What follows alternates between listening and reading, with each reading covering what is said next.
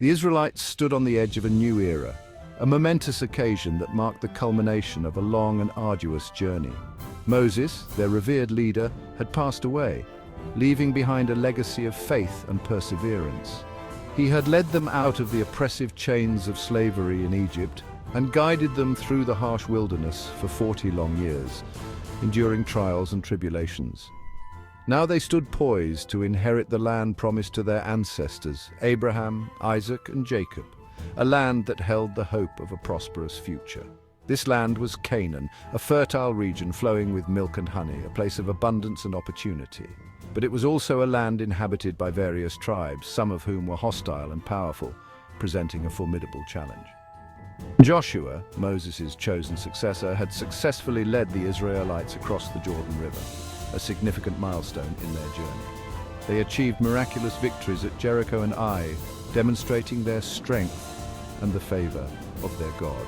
These victories established their presence in the land, signaling to all that the Israelites were a force to be reckoned with. The fear of the Lord fell upon the Canaanites as the Israelites demonstrated their military prowess and divine backing. However, the task of fully conquering the land was far from over.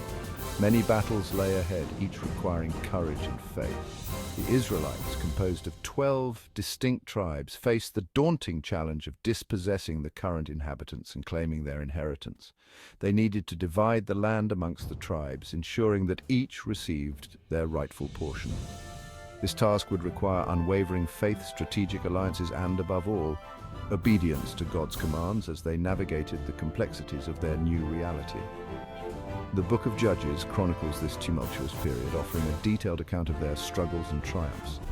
It is a story of triumphs and failures, obedience and disobedience, faith and compromise, reflecting the human condition in its entirety. It highlights the challenges of fulfilling their divine mandate, the constant battle between faith and doubt, unity and division. It also reveals the lasting consequences of their choices, the impact of their actions on future generations, and the enduring legacy of their journey. After Joshua's death, the Israelites faced the enormous task of securing the Promised Land. They needed direction. The land was vast, filled with numerous tribes and fortified cities. The Israelites were a people in transition, moving from a nomadic lifestyle to one of settlement and conquest. The weight of this responsibility was immense, and they knew they couldn't do it alone. They sought guidance from the Lord. In times of uncertainty, they turned to their faith, seeking divine intervention and wisdom. Their prayers were filled with hope and desperation, knowing that without the Lord's guidance, their efforts would be in vain. Who shall go up first to fight against the Canaanites? They asked. This question was not just about strategy, but about leadership and trust. The leaders gathered, discussing and debating, each aware of the gravity of the decision. They needed a clear sign, a divine endorsement to move forward. The Lord's answer was clear: Judah shall go up. This was a moment of revelation, a divine directive that would shape the course of their history. The clarity of the message brought a sense of purpose and direction to the people. I have given the land into his hand.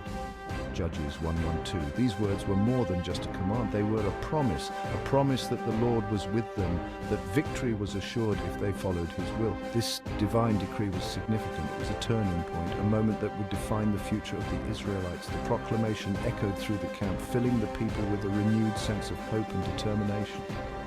Judah, named after Jacob's fourth son, was given the mantle of leadership. This was not just a random selection, but a fulfillment of a divine plan. Judah's lineage was one of strength and leadership, qualities that were now being called upon. They were to initiate the conquest, setting the tone for the other tribes. The preparations began in earnest, with warriors gearing up for battle, strategies being formed, and alliances being considered. The responsibility was immense, but so was their resolve. This was not a random choice. The selection of Judah was a strategic decision, one that took into account their strength, leadership, and the divine prophecy that had been spoken over them. The tribe of Judah held a special place in God's plan. Their role was pivotal, not just for the immediate conquest, but for the future of the Israelite nation. They were to be the standard bearers, the ones who would lead by example. Jacob had prophesied that the scepter, symbolizing rulership, would not depart from Judah, Genesis 49:10. This prophecy was now coming to fruition as Judah stepped into their role as leaders and warriors. This foreshadowed Judah's eventual role as the tribe from which King David and ultimately Jesus Christ would descend. The significance of this moment was not lost on the people. They were part of a divine narrative that stretched far beyond their immediate circumstances. The Lord's command was a test of Judah's obedience and a testament to their strength. It was a challenge that required faith, courage, and unwavering commitment to God's will, but the task ahead was daunting. The land was filled with formidable enemies, and the journey would be fraught with challenges. The warriors of Judah knew that their strength alone would not be enough. They needed divine intervention. The Canaanites were numerous and well established. Their cities were fortified, their warriors skilled, and their resolve strong. The Israelites were facing a formidable foe. They were skilled warriors with fortified cities. The Canaanites had the advantage of home ground, and their defenses were robust. The Israelites needed a strategy that would overcome these significant obstacles. Judah could not succeed alone. They needed allies. The realization that unity was essential for victory was a crucial moment. The strength of the Israelite tribes lay in their ability to work together, to support one another in the face of adversity.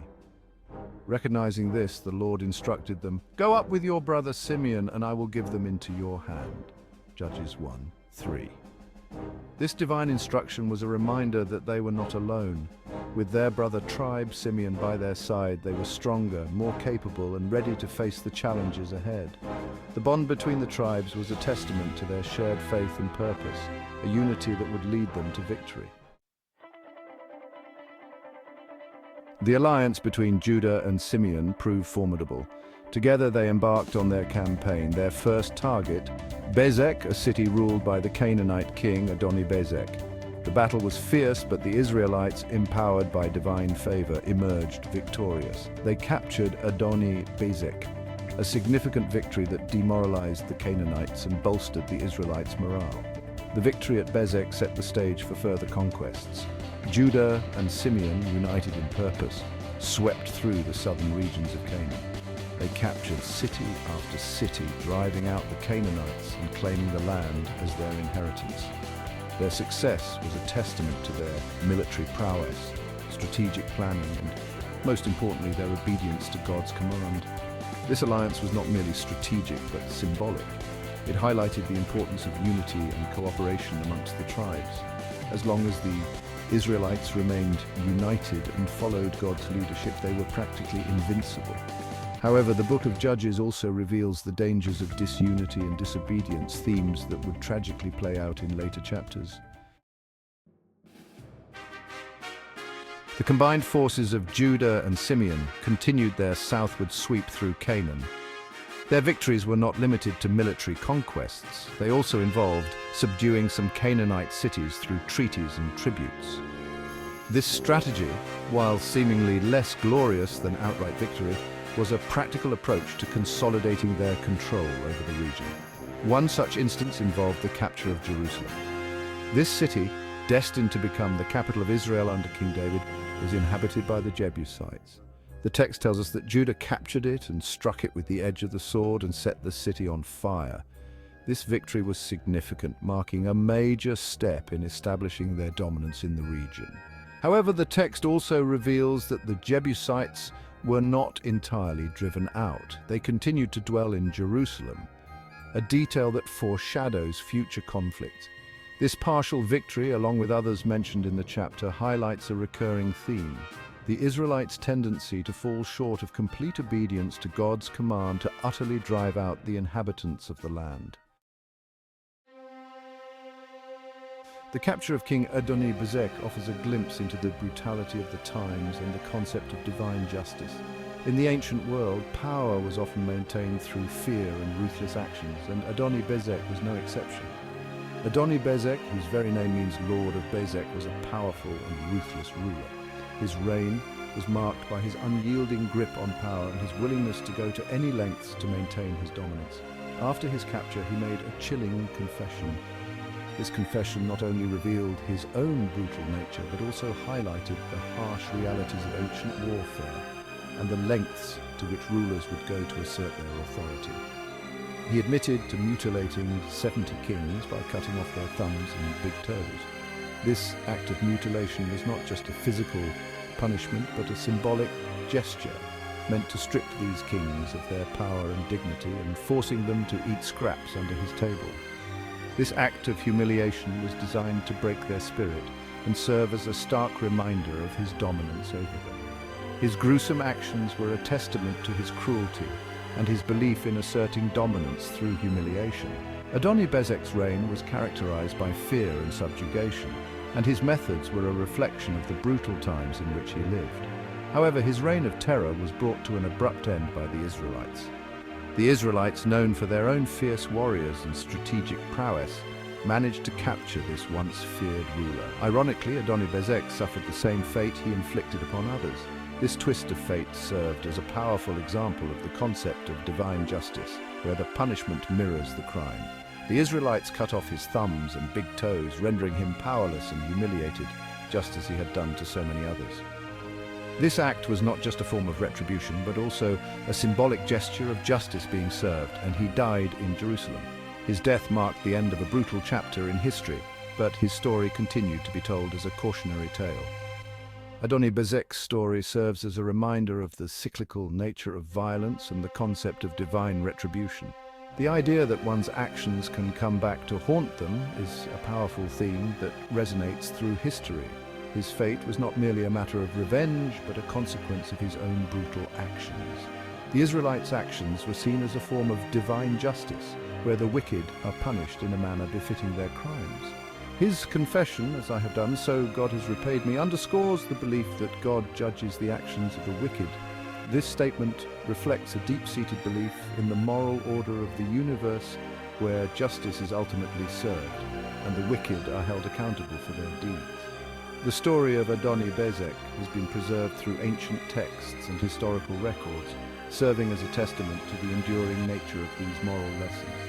It reminds us that the actions we take can have far-reaching consequences, and that justice in one form or another will always prevail.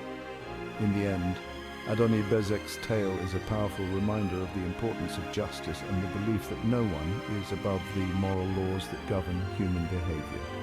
His story continues to be a poignant example of how the scales of justice eventually balance, even in the most brutal of times.